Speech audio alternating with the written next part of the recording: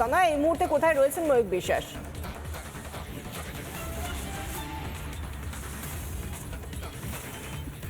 দেখো, এই মুহূর্তে আমরা ঘুরতে ঘুরতে দমদম বিধানসভা কেন্দ্রে বিভিন্ন জায়গায় প্রার্থী সকাল থেকে ঘুরেছে। এখন কিছুটা হলেও ক্লান্ত, পরিশ্রান্ত এবং সেই কারণের জন্য বিশ্রাম নেওয়া, তাই তো?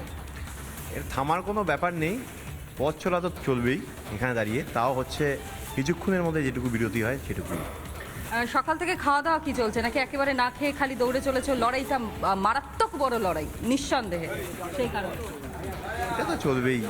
খাওয়া দাওয়া যা আছে এখন মূলত হচ্ছে মানুষের পেটে খাওয়া দাওয়া জুটবে কি জুটবে না তার লড়াইটা হচ্ছে, সেই লড়াইয়ে এখন আমরা রয়েছি।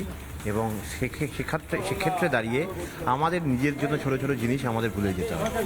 সকাল থেকে এতটা রাস্তায় ঘুরলে, এত মানুষের সঙ্গে কথা বললে, মানুষের সমস্যাটা কি বুঝতে পারলেন?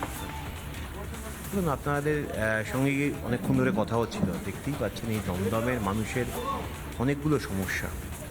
প্রথমত এখানকার পৌর পরিষেবা, যেখানে দাঁড়িয়ে আমরা দেখতে পাচ্ছি সে ছেড়ে একটা জলের একটা বড় অংশের জায়গায় জল জমে। এখানে দাঁড়িয়ে রাস্তাগুলো দেখেন উঁচু হচ্ছেন, কংক্রিটের একটা ঘের জমে গেছে, কিন্তু সেখানে দাঁড়িয়ে শ্বাস প্রশ্বাস নেওয়ার জন্য একটা পার্ক থাকা যে দরকার সেগুলো নেই। এখানে দাঁড়িয়ে একটা সমস্যা হচ্ছে, স্বাস্থ্যের সমস্যা একটা বড় সমস্যা, পৌর হাসপাতালগুলো সেটা নেই। এখানে দাঁড়িয়ে যে গোটা বাগজোলা খালের নিকাশি একটা ভয়াবহ অবস্থায় দাঁড়িয়ে রয়েছে।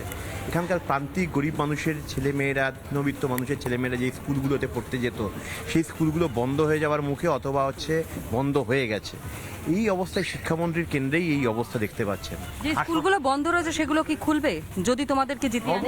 অবশ্যই। দেখুন, আমি শিক্ষা নিয়েই এতদিন হচ্ছে শিক্ষা আন্দোলন করেছি, ছাত্র আন্দোলন করেছি যেখানে দাঁড়িয়ে, তাই জন্য তো এটা আমাদের একটা মূল দাবি। এখানে দাঁড়িয়ে স্বাস্থ্য জেনে যেমন আমরা বললাম, একটা হচ্ছে এখানে মহল্লা ক্লিনিক আমাদের করব আমরা। তার সঙ্গে সঙ্গে এখানে সবথেকে বড় দমদমে দেখুন একটা বড় অংশে গোটা রাজ্যের সাথে আমাদের দমদমেও এটা বৃদ্ধাশ্রমে পরিণত হয়ে গেছে।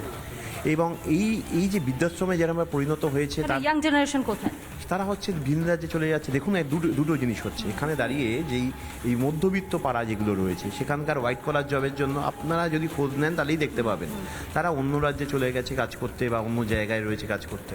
আমরা দেখতে পাচ্ছি একদিকে দমদমের প্রচার, একদিকে বরানগরের প্রচার, দুই প্রচারের ছবি আমরা দেখালাম। তারপর নানা ধরনের কন্টেন্ট দেখার জন্য লাইক করুন, শেয়ার করুন আমাদের ফেসবুক পেজ, সাবস্ক্রাইব করুন আমাদের ইউটিউব চ্যানেল। পাশাপাশি অন্যান্য ব্রেকিং নিউজের জন্য অবশ্যই চোখ রাখুন রিপাবলিক বাংলায়।